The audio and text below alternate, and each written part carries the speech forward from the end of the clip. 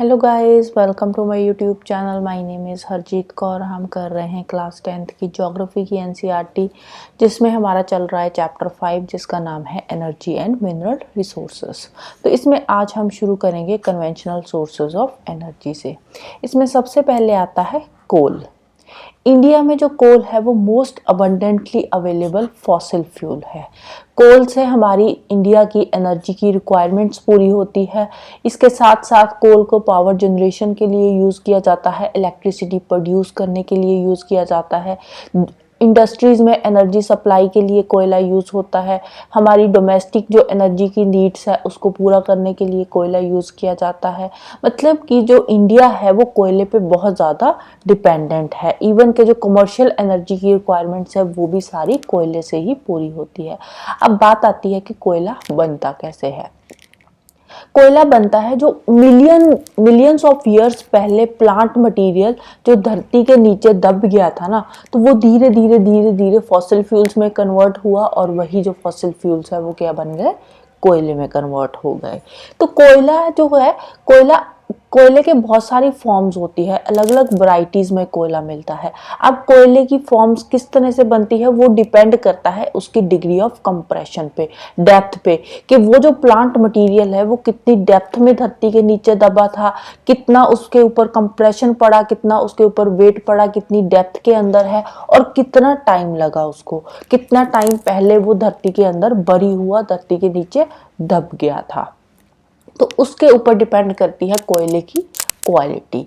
अब जो plant material swamps वाले एरिया में डंप हो गए थे, जो स्वैम्पी एरिया होता है वहां पे जो प्लांट मटेरियल पहले डंप हो गए थे, डिके हुए थे, तो वहां से जो कोयला बनता है उस कोयले को बोलते हैं पीट। वो कोयले की कौन सी वैरायटी होती है, पीट। और ये जो पीट वाला कोयला होता है ना, ये कोई इतना अच्छा कोयला नहीं होता, सबसे लो क्वालिटी का कोयला होता है और इसमें कार्बन कंटेंट भी सबसे कम होता है, मॉइस्चर कंटेंट इसमें ज़्यादा होता है। अब मॉइस्चर ज़्यादा होएगा तो हीटिंग कैपेसिटी इसकी इतनी ज़्यादा नहीं होती। फिर सेकेंड नंबर पे आता है लिग्नाइट। लिग्नाइट जो होता है वो पीट से थोड़ा ठीक होता है, लेकिन ये लो क्वालिटी का ही होता है, लो ग्रेड ब्राउन कोल होता है, सॉफ्ट होता है और मॉइस्चर कंटेंट इसमें भी ज़्यादा होता है। तो इसके जो रिजर्व्स है वो कहाँ पे है, वो तमिलनाडु में नाइवेली एक जगह है, तो वहाँ पे पाए जाते हैं लिग्नाइट के रिजर्व्स और इसको यूज़ किया जाता है इलेक्ट्रिसिटी जनरेट करने के लिए तमिलनाडु में। फिर नेक्स्ट आता है बिटुमिनस कोल।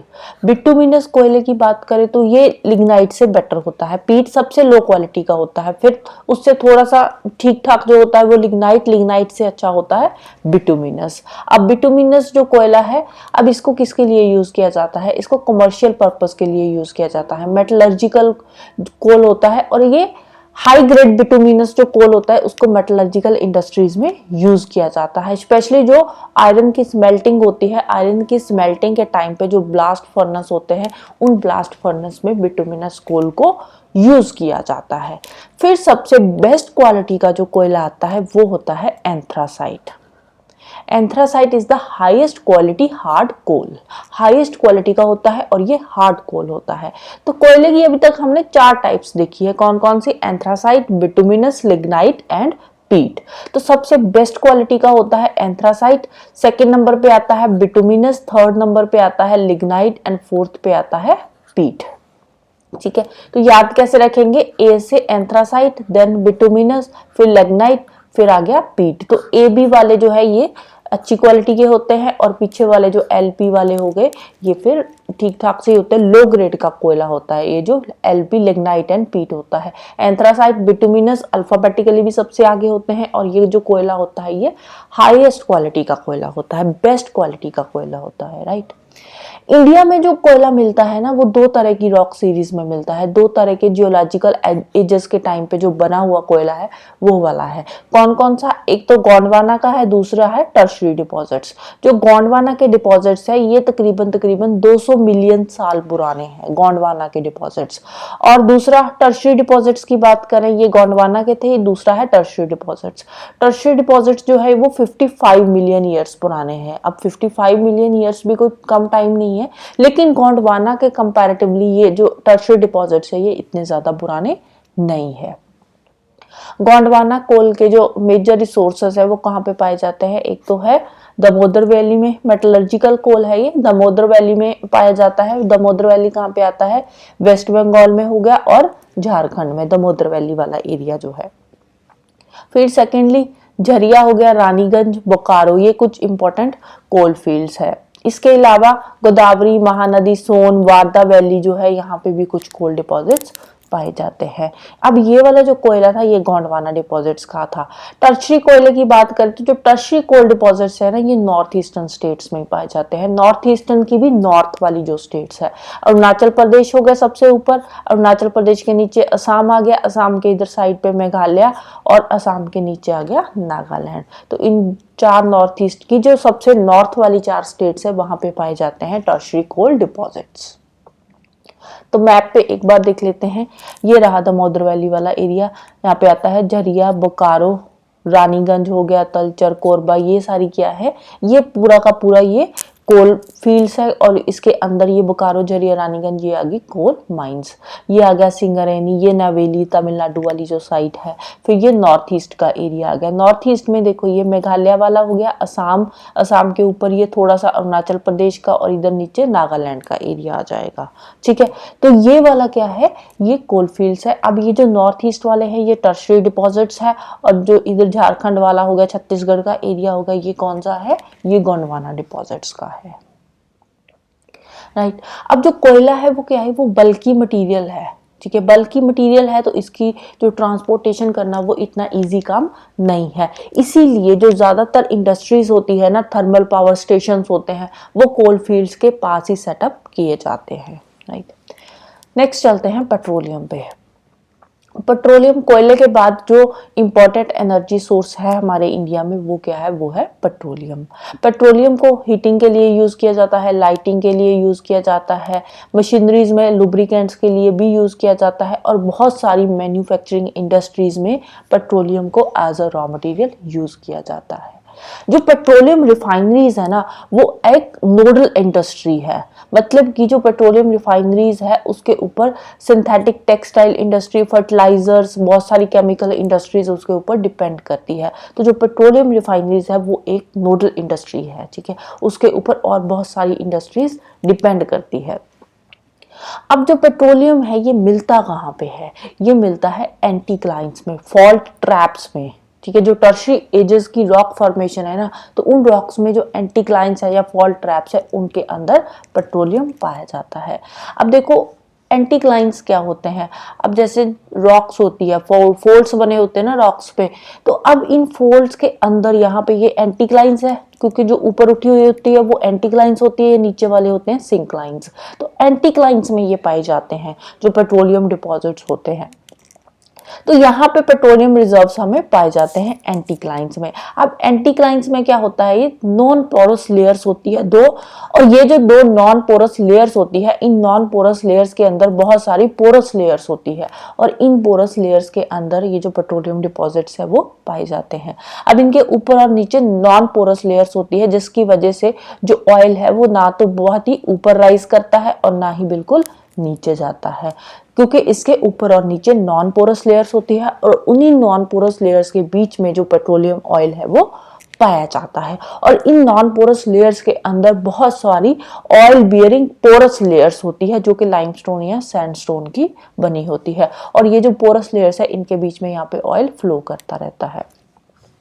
जो पेट्रोलियम है वो फॉल्ट ट्रैप्स में भी पाया जाता है, porous and non porous rocks में ये मिलता है। ठीक है, दो नॉन पोरस लेयर्स के अंदर बहुत सारी पोरस लेयर्स होती है, जिसके अंदर जो पेट्रोलियम है वो हमें मिलता है। पेट्रोलियम के साथ साथ गैस भी होती है, और गैस क्या होती है, गैस लाइटर होती है, तो इसीलिए ऑयल के ऊपर आ जाती है। ठीक है, गैस ऑयल के ऊपर होती है और ऑयल नीचे होता है। अब जैसे ही हम ऑयल को एक्सट्रैक्ट करते हैं तो उसके साथ ही जो गैस है वो भी रिलीज होती है।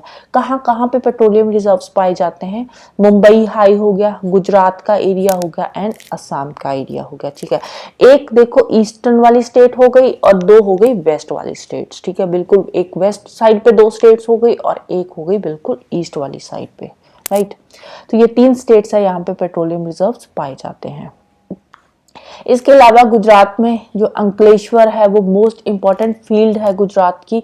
असम में, जो असम है वहाँ पे ओल्डेस्ट ऑयल प्रोड्यूसिंग स्टेट है हमारी इंडिया की जो असम है। इसके अलावा दिग्बोई हो गया, निहार, काटिया, मोरान, हुंगरीजन, ये कुछ इम्पॉर्टेंट ऑयल फील्ड्स है असम की, राइट। तो एक बार मैप पे चेक कर लेते हैं हम।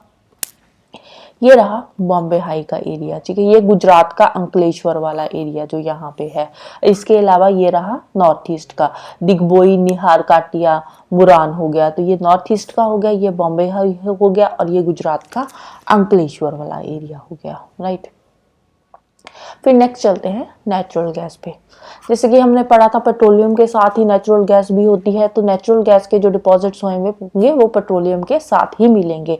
जब हम क्रूड ऑयल को एक्सट्रैक्ट करते हैं तो उसके साथ ही गैस भी रिलीज होती है। अब इसको कहाँ पे यूज किया जाता है? इसको domestic fuel, as a domestic fuel इसको यूज किया जाता है, एज ए इंडस्ट्रियल फ्यूल भी नेचुरल गैस को यूज किया जाता है। इसके अलावा नेचुरल गैस को पावर सेक्टर में भी इलेक्ट्रिसिटी जनरेट करने के लिए एज अ फ्यूल यूज किया जाता है। इंडस्ट्रीज में हीटिंग पर्पस के लिए नेचुरल गैस को यूज किया जाता है। केमिकल इंडस्ट्रीज में as a raw material natural gas use होती है। इसके अलावा पेट्रोकेमिकल इंडस्ट्रीज में, फर्टिलाइजर इंडस्ट्रीज में भी नेचुरल गैस को यूज किया जाता है। ट्रांसपोर्ट फ्यूल के लिए इसको यूज किया जाता है। कुकिंग फ्यूल के लिए भी इसको यूज किया जाता है। अब जो नेचुरल गैस है ना, उसका हमने जो इंफ्रास्ट्रक्चर है उसको काफी एक्सपैंड कर दिया है, ठीक है। इसका जो गैस पाइपलाइन है उसको हमने काफी एक्सपैंड कर दिया है, और इसके साथ साथ हमने local city gas distribution network भी शुरू कर दिया है कि अब सिटी तक पाइप्स के थ्रू जो गैस है वो पहुंच जाती है, ठीक है, क्योंकि हमने अपनी जो पाइपलाइन, गैस पाइपलाइन नेटवर्क है उसको काफी ज्यादा एक्सपेंड कर लिया है। आगे जाकर हम गैस पाइपलाइन की भी बात करेंगे, तो वहां पे जाकर हम देखेंगे कि जो स्टार्टिंग वाली पाइपलाइन थी उसकी लेंथ कितनी थी, और आगे आगे हमने अपनी जो पाइपलाइन है उसको कितना ज्यादा बढ़ा लिया है। नेचुरल गैस क्या है? नेचुरल गैस को हम एज ए ट्रांसपोर्ट फ्यूल भी यूज करते हैं, जिसको सीएनजी बोलते हैं। तो सीएनजी क्या है? सीएनजी एक क्लीनर फ्यूल है, इससे पोल्यूशन कम होता है। कुकिंग फ्यूल के लिए घरों में इसको यूज किया जाता है। इंडिया में बॉम्बे हाई में गैस के रिजर्व्स मिलते हैं। अब देखो गैस कहाँ मिलेगी? गैस वहीं पे मिलेगी जहाँ पे पेट्रोलियम रिजर्व्स है, सिंपल सी बात है। बॉम्बे हाई में पेट्रोलियम रिजर्व्स थे तो वहीं पे गैस भी मिलती है। इसके साथ साथ कंबे बेसिन में, वहां पे भी थोड़े बहुत गैस के रिजर्व्स मिलते हैं। ईस्ट कोस्ट में बात कर लें तो वहां पे कुछ नए नेचुरल गैस के रिजर्व्स डिस्कवर हुए हैं कृष्णा गोदावरी बेसिन के पास। अब बात आती है पाइपलाइन की, ठीक है। एचवीजे पाइपलाइन है जो पहली पाइपलाइन थी इंडिया की। किसने बनाई थी? Gas authority of India limited ने। और ये जो एचवीजे पाइपलाइन है ये क्या है? हजीरा विजयपुर जगदीशपुर पाइपलाइन। और ये सबसे पहली पाइपलाइन है। कितनी इसकी लेंथ है? इसकी लेंथ है 1700 किलोमीटर लॉन्ग है ये पाइपलाइन। और ये बॉम्बे हाई को बसीन गैस फील्ड्स के साथ जोड़ती है। बॉम्बे हाई और बसीन गैस फील्ड्स साथ साथ में ही है, और इन दोनों को अलग अलग फर्टिलाइजर, पावर, इंडस्ट्रियल कॉम्प्लेक्सेस के साथ जोड़ती है। इंडिया के नदर्न पार्ट तक भी ये पहुंची हुई है, वेस्टर्न पार्ट में तो है ही है, इसके साथ साथ इंडिया के नदर्न पार्ट्स तक भी ये पहुंची हुई है। और ये इंडिया की गैस मार्केट डेवलपमेंट के लिए बहुत ही इंपॉर्टेंट है। तो एक बार हम देख लेते हैं। ये रहा मुंबई हाई, इसके साथ ही आ जाता है बसीन। तो यहाँ पे ये रहा हजीरा, ठीक है। हजीरा से जाते हुए ये रहा, इसके बीच में आ जाता है विजयपुर, हजीरा, विजयपुर और जगदीशपुर। ये इधर आ गया जगदीशपुर। तो इन तीन शहरों को जो जोड़ती है, तो इसी से इसका नाम पड़ा था एचवीजे, हजीरा, विजयपुर, जगदीशपुर, ठीक है। इसके अलावा ये नॉर्थ में यहाँ दिल्ली, सोनीपत यहाँ पे भी पहुंच चुकी थी, ठीक है, उस टाइम पे, ठीक है। अभी तो इसको बहुत ज्यादा लंबा कर दिया गया है। ये तो उस टाइम की है जब ये फर्स्ट टाइम बनी थी, तब इसकी जो लेंथ थी वो थी 1700 किलोमीटर। तो धीरे धीरे अब गैस इंफ्रास्ट्रक्चर हमने अपना इंप्रूव किया, उसको और ज्यादा एक्सपैंड कर दिया। तो उसके बाद ये इसकी जो लेंथ थी पहले 1700 किलोमीटर थी, इससे बढ़ के ये कितनी हो गई थी? 18,500 किलोमीटर। क्रॉस कंट्री पाइपलाइन बन गई थी, क्योंकि पूरी कंट्री में ये पाइपलाइन जो थी बिछा दी गई थी। अभी एक्सपेक्टेड है कि बहुत ही जल्द जो इसकी लेंथ है वो 18,500 से बढ़ाकर 34,000 किलोमीटर तक लंबी कर दी जाएगी। और जितने भी गैस सोर्सेस है सबको इसके साथ जोड़ दिया जाएगा। इवन के जो नॉर्थ ईस्टर्न स्टेट्स की मार्केट्स है उसके साथ भी इस पाइपलाइन को जोड़ दिया जाएगा, सो दैट की मार्केट्स तक जो गैस है वो पाइपलाइन के थ्रू पहुंच सके, राइट। फिर नेक्स्ट चलते हैं इलेक्ट्रिसिटी पे। इलेक्ट्रिसिटी हर जगह यूज़ होती है, इवन कि हमारी जो लाइफ है वो पूरी की पूरी ही इलेक्ट्रिसिटी पे डिपेंडेंट है। इलेक्ट्रिसिटी हमारी लाइफ का एक इम्पॉर्टेंट पार्ट बन गया है। इवन कि हमारे हाथों में जो मोबाइल फोन्स पकड़े हुए हैं तो इनको चार्ज करने के लिए भी इलेक्ट्रिसिटी की ज़रूरत पड़ती है। इलेक्ट्रिसिटी को दो तरीके से जनरेट किया जाता है, एक तो रनिंग वाटर से, जो पानी से इलेक्ट्रिसिटी जनरेट होती है उसको बोलते हैं हाइड्रो इलेक्ट्रिसिटी। दूसरा बर्निंग फॉसिल फ्यूल्स लाइक कोयला हो गया, पेट्रोलियम, नेचुरल गैस, इससे भी इलेक्ट्रिसिटी प्रोड्यूस करी जाती है और जो कोयले से इलेक्ट्रिसिटी प्रोड्यूस होती है उसको बोलते हैं थर्मल पावर। अब दोनों से जो इलेक्ट्रिसिटी जनरेट होती है वो सेम ही होती है, कोई ऐसा फर्क नहीं होता कि हाइड्रो पावर वाली ज़्यादा अच्छी होगी या थर्मल पावर वाली ज़्यादा अच्छी होगी, ऐसा कुछ नहीं होता। दोनों इलेक्ट्रिसिटी जब जनरेट होती है तो उसके बाद उनकी जो पावर होती है वो सेम ही रहती है। हाइड्रो इलेक्ट्रिसिटी की बात करें तो हाइड्रो इलेक्ट्रिसिटी कैसे जनरेट होती है? By fast flowing water. जब पानी तेज बहता है तो उससे इलेक्ट्रिसिटी जनरेट करी जाती है, उसको बोलते हैं हाइड्रो इलेक्ट्रिसिटी। अब पानी क्या है? एक रिन्यूएबल रिसोर्स है, तो हाइड्रो इलेक्ट्रिसिटी जो है वो कहीं ना कहीं बेस्ट है as compare to thermal electricity. India में बहुत सारे मल्टीपर्पज प्रोजेक्ट्स लगाए गए हैं, लाइक भाखड़ा नंगल प्रोजेक्ट हो गया, Damodar valley corporation, Kopili hydel project हो गया, ये कुछ हाइड्रो इलेक्ट्रिक पावर प्रोजेक्ट्स हैं इंडिया के। फिर आते हैं थर्मल इलेक्ट्रिसिटी। थर्मल इलेक्ट्रिसिटी कोल, पेट्रोलियम, नेचुरल गैस यूज करके प्रोड्यूस करी जाती है। इसके अलावा थर्मल जो पावर स्टेशन है वो नॉन रिन्यूएबल फॉसिल फ्यूल्स को यूज करके इलेक्ट्रिसिटी प्रोड्यूस करते हैं, क्योंकि जो कोयला है वो क्या है? वो नॉन रिन्यूएबल रिसोर्स है, खत्म हो जाएगा तो इतनी जल्दी वो दोबारा से रिन्यू नहीं हो पाएगा। बनने में बिलियंस ऑफ ईयर्स लग जाते हैं कोयले को। तो जो थर्मल इलेक्ट्रिसिटी है ये नॉन रिन्यूएबल फॉसिल फ्यूल से जनरेट करी जाती है, right. So this is all about today. Next हम करेंगे non conventional sources of energy. तो जाने से पहले वीडियो को लाइक कर देना, शेयर कर देना और चैनल को सब्सक्राइब कर लेना। Thank you, bye bye and have a nice day.